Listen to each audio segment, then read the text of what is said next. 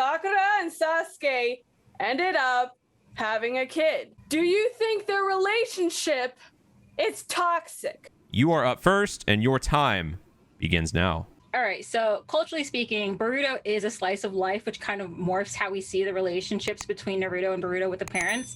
We didn't see a lot of the parents in the original Naruto series, but we do know that for a lot of the time when it comes to Sasuke, he has a whole history that involves a lot of trauma. He does show signs of affection towards Sakura throughout the series. He shows that they have a secret kind of like, not handshake, the little poke on the forehead that he did with his brother that shows a lot of affection for him because it means a lot to him coming from his family history. He shows a lot of affection towards her where like he kind of comes back, but at the end of the day we compare it to the other relationships that we see in Boruto and he kind of falls short. He visits Naruto first. He never really visits her first. When it comes to who he's training, he doesn't train his own daughter, but he trains Boruto. He actually avoids seeing her. There's a whole episode where he even tries to understand her because he's told to understand her, that he doesn't spend time with her. They go out and try to take her shopping and he does things that have nothing to do with her. When he comes over, there's like a whole series where people ask her herself for not seeing him, how does she feel? She shows a lot of discontent in that. That is a sign of kind of just toxicity because she has to be asked. She doesn't really know where he is. She doesn't know when he's in town. He just shows up when he shows up. And I think that that comes from her history. And I think it kind of is a little bit of an instant karma when we consider how she chose to treat Naruto in the original series, where she kind of pushed him off and now she's kind of being pushed off a little bit. But that's her sign of affection because that's all she has. And that is time. Inu, your response, 1 minute 30 on the clock. Your time begins now. All right, so one way I think that it's not toxic is think about Sasuke's upbringing, the way that he grew up. He's always been a loner, and he never let anyone get close to him for the longest time because he never wanted to get hurt. And at least in the near the end, it came to be more like he didn't want to hurt those that got close to him. So taking into Boruto, Sasuke's been out doing aka ninja work, or you can think of it in a more like political sense, being that he works for the village. So he's always gone. He hasn't been there for Sarada's upbringing, and being that Sasuke wasn't a good parent, really, because he's never around, but he's also doing governmental work. His job came before his family, and so whenever he got like time to be with the family, being that he's been gone for so long, he doesn't have that familial sense of like belonging around them to the point that he knows what to do. So he sees a lot more in Boruto than he does with Sarada, because Sarada, for one, had she actually had a family upbringing, but Boruto had a. Don't shake your head. I know. So crap. This is where I. This is where you are done because time is up. Tracy, back over to you. 1 minute 30. You are muted. Be sure to unmute. 1 minute 30 on the clock. Your time begins now.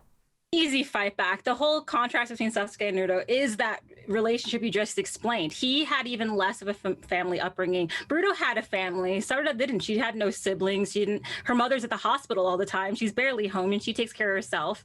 So that argument already falls apart because Boruto had a whole system around him where Sarada was picking up on that Sasuke vibe where she kind of was keeping to herself a lot, and she wants to know her father more than she wants to know her friends. She does have her one best friend and a couple of people around her, but family-wise, she has no siblings, and her mother works at a hospital, and we see her bringing lunch to her mother. So she has even less of a chance of having that connection. When it comes to Sasuke, we look at like Naruto didn't have a family, period. Sasuke was popular. He had a lot of people going around him. He had no excuse for not understanding how to talk to people because he had to. He was often forcing when he didn't want to because everybody looked up to him all the time. For his strength, for the fact that he was charismatic. When we go back to the family life, again, Naruto did not go home very often, but he knew what his kids liked, and we saw signs of that in his office. We saw signs of that around. He was barely there and had clones around, but he still understood what was going on at home because he talked to Hinata at the end. Guess what Sasuke doesn't do? Talk to his wife about what's going on with their kid. Hinata has a chance to talk to Naruto very often, and whenever she can, she'll give information about what the kids like, what they're doing, and we see that when he comes home and he brings gifts, when he celebrates their birthdays and he knows exactly what they're looking for, when he has heart-to-hearts with them. We have yet to really see a very deep heart-to-heart between Sasuke and his kid. Like, he barely. And that's time. 1 minute 30. Back over to you, Inu. The last word. Your time begins now. All right. In essence, yes. Sarada doesn't have the family upbringing that Boruto does, but that's the difference between Boruto with Sasuke is the fact that Boruto doesn't have. He's always trying to get his father's attention, which he doesn't really get until bits in the series. And that's where Sasuke comes in. And Sasuke, being the way that he is, just meshes better with Boruto than he does with Sarada. And Naruto, growing up, he did, in the very beginning, he was alone, of course. He had no family whatsoever. But he started gaining family through Iruka and his friends growing up. And that family just steadily grew to the point that now he sees the entire village as family, which is why he's so busy all the time. And Sasuke is there helping on his end, protecting the village from the outside, which is why he's gone all the time. Sasuke is putting the village, along with his family, ahead of anything, but the village comes first before the family.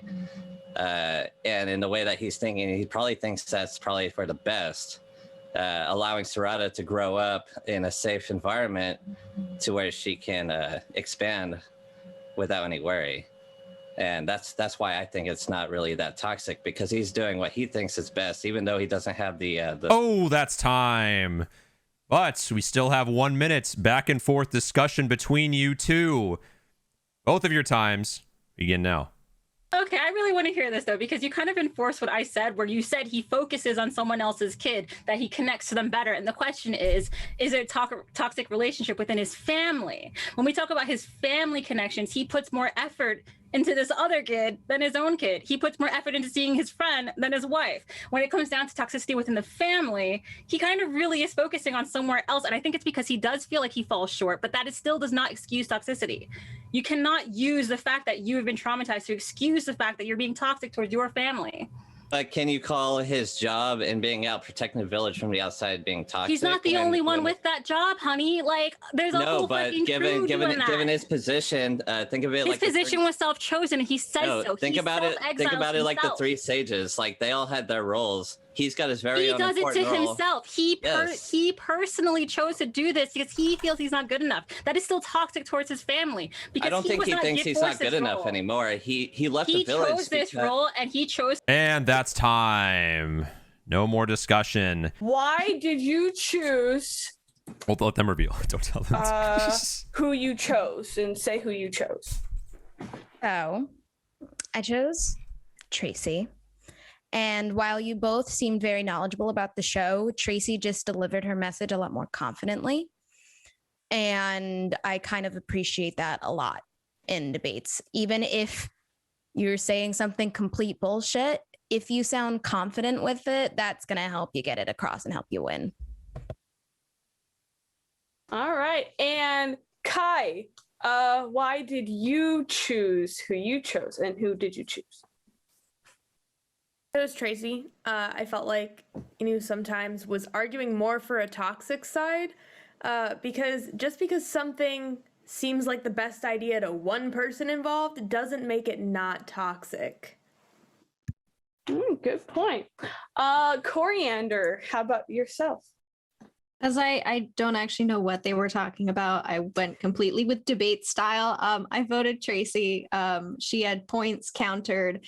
And then especially at the back and forth, definitely brought up what the opponent was saying. All right. And Mr. X? Both arguments were pretty close here, but I decided with Tracy. She delivered her point concisely, and all her details were on point. A couple times, Inu kind of slipped into sides where it kind of helped Tracy's argument. So overall, I think Tracy had the better debate here. Okay. And final but not least, Mystic Khalifa.